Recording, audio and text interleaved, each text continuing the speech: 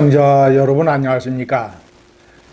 장동혁 대표가 한동훈 전 대표를 향해서 사실상 대권 전쟁을 선포했습니다.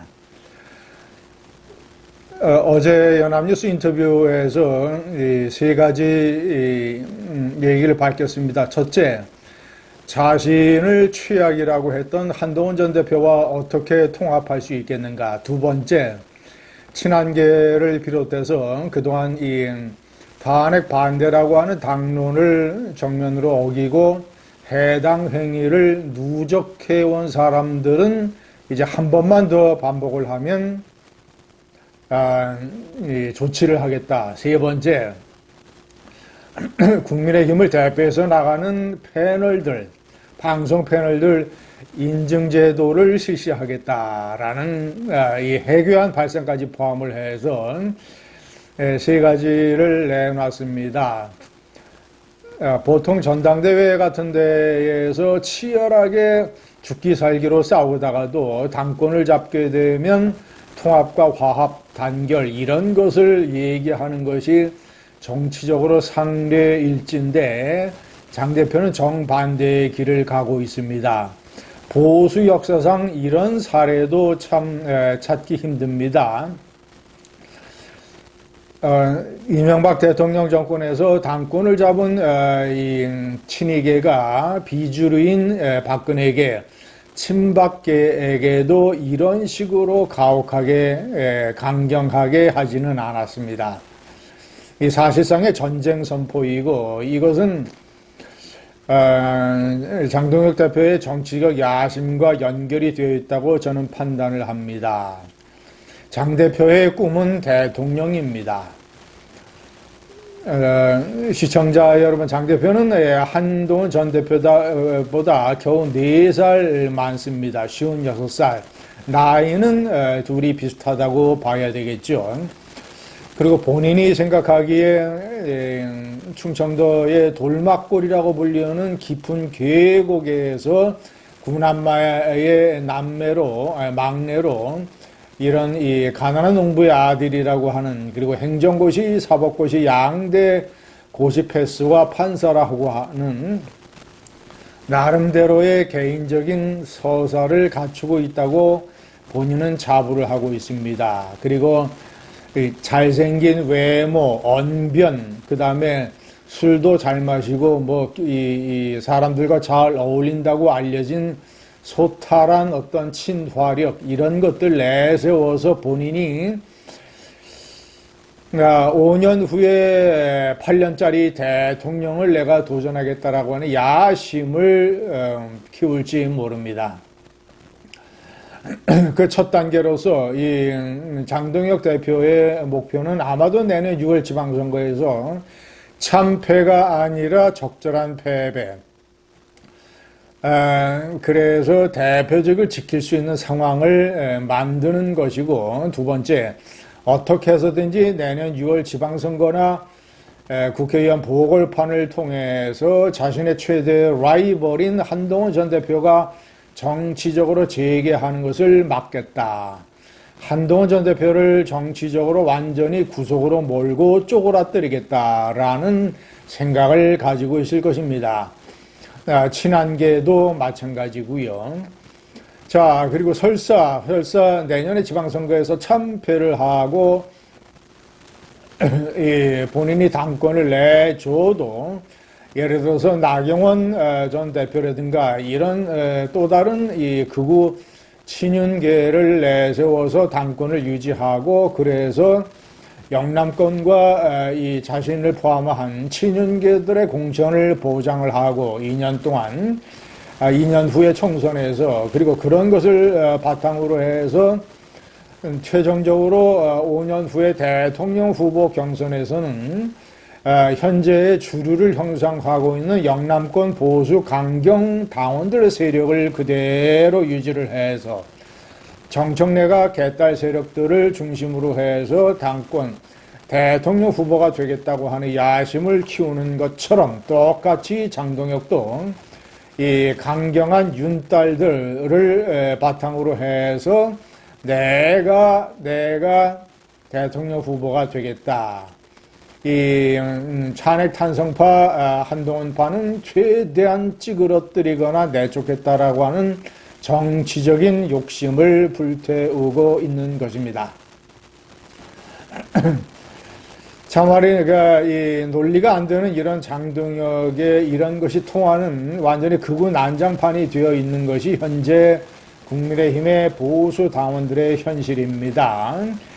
나경원 5선 의원을 전 원내대표를 법사위에 간사로 내세워서 첫날부터 추나 대전을 펼치고 초선은 가만히 있어라고 하는 이런 식의 불을 지피면서 이재명 정권 강경 모드를 강화하는 것도 전부 다 이재명 정권에 대해서 감정적 분노와 반감을 가지고 있는 영남 보수 당원들을 포함한 반 이재명 보수 세력의 지지를 얻기 위한 것입니다. 그리고 그런 지지가 상당 기간 지속될 걸로 극우파들은 보고 있습니다. 세월이 흘러갈수록 윤석열, 김건희 부부에 대한 동정론이 등장을 할 것이다. 세월이 흘러갈수록 이재명 정권의 잘못과 실수는 반복될 것이다. 더 커질 것이다. 그래서 당분간은 이 탄핵 찬성파가 자리를 잡을 구석이 별로 없을 것이다. 라는 정치적인 계산을 하고 있기도 하지요. 패널 인증제라고 하는 것은 참으로 이 보수 역사상, 좌우 정당 역사상 유래를 찾아볼 수 없는 해괴한 어떤 이 전체주의적 발상입니다. 국민의힘의 입장과 당론을 지지하는 사람들만 패널로 인증을 해서 공식 딱지를 붙여놓겠다. 그런데 시청자 여러분, 방송국에서 국힘 패널로 인정받았다고 해서 그 사람들만 부르겠습니까? 인정받지 않고 배척당한다고 해서 예를 들어서 신지호 전 의원이나 김정혁 전 최고위원 같은 사람을 방송국에서 기피하겠습니까? 오히려 그런 사람들을 더 이용을 해서 왜냐 전체적으로 좌파 민주당 성향의 분위기가 지배하고 있는 것이 방송계이기 때문에 그런 사람들을 더욱더 불러서 국민의힘의 내분을 재촉할 가능성이 있습니다. 물론 그러면 이제 장동혁 체제는 그들에 대한 제명이라든가 이런 식의 강경 조치를 취할 가능성이 높습니다. 이미 해당 회의가 쌓여있는 사람들, 예를 들어서 조경태, 육선, 그들이 주장하기를 육선이라든가 아니면 김종혁, 신지호 이런 사람들 한 번만 더 자신들의 이 탄핵 반대를 공격을 하면 바로 징계위에 회부하겠다라는 으름장을 놓고 있습니다. 실제로 그렇게 할지도 모릅니다.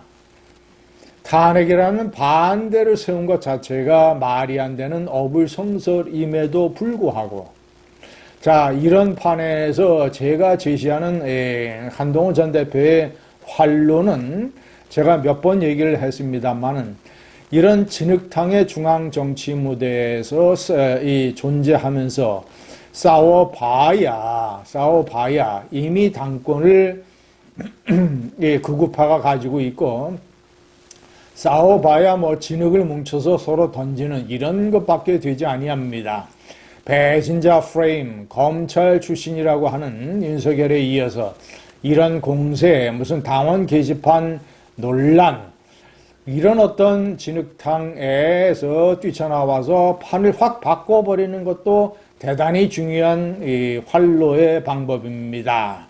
그래서 그런 서울을 떠나서 보수 혁신운동을 하더라도 괴양을 같은 데를 선택을 해서 내가 먼저 괴양을 제가 얘기를 했을 때 적지 않은 사람들이 왜 그렇게 어려운 곳에 한동훈이 가야 되느냐, 보다 더 안정적인 곳에 가서 이번에 반드시 배지를 달아야 한다고 주장을 하는 사람들이 적지 않았습니다. 그들에게 물어보고 싶습니다. 이런 장동혁이가 한동훈과 대권 전쟁을 선포하고 한동안 말아 죽이기를 내심 갈고 닦고 있는 장동혁이가 아니 한동훈에게 전국적인 스포트라이트를 받을 수 있는 서울시장 후보를 주겠습니까? 아니면 당선될 수 있는 부산시의 뭐 전재수 지역구를 주겠습니까?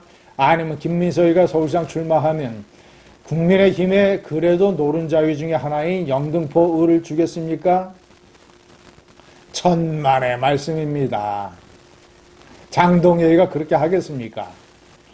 애시당초 그런 것은 아예 선택지에서 제외해버리고 괜히 그런 데에 공천 신청을 했다가 장동혁 체제에 대해서 의해서 기양을로 떠밀려 나가는 그런 식의 어려운 지경에 처할 바에야 아예 처음부터 그런 것을 다 포기하고 선택지에서 제외하고 오히려 이 뒤통수를 치는 것입니다. 장동혁에 먼저 기양을 같은 데를 선택을 해서 그것도 일찍 적어도 올해 안에 선택을 해서 내려가서 본인이 일종의 스스로 강해지는 활로를 찾는 것입니다. 그러면 장동혁이라 하더라도 한동훈에게 그런 어려운 곳에 공천을 배제할 명분이 없습니다. 당선되면 드라마요.